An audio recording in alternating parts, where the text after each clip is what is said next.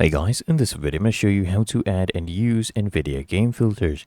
Now the first thing I want you to do is make sure you have the latest NVIDIA app. So this, as you can see, my latest version. And if not, you just go to your browser, type in the NVIDIA app download, open up this first link right here, and download and install the NVIDIA app. Once you've done that, go ahead and open up the app. And then from the left-hand panel, click on Settings.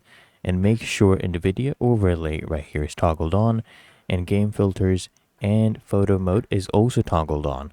And then you just press Alt plus Z to open the overlay. So as you can see, we have it right here. And then you can click here to access the game filter. So it's also Alt plus F3. So you just click here to access it, right? And here you can see your profiles. You can go ahead and create one. You can create another filter as well. And once you're done, or once you're in the game, you can use a shortcut as well, of course, which is Alt plus F3, and it will open up right here, as you can see, the game filter option. If you found this helpful, make sure you smash that like button and subscribe to Quick Fix.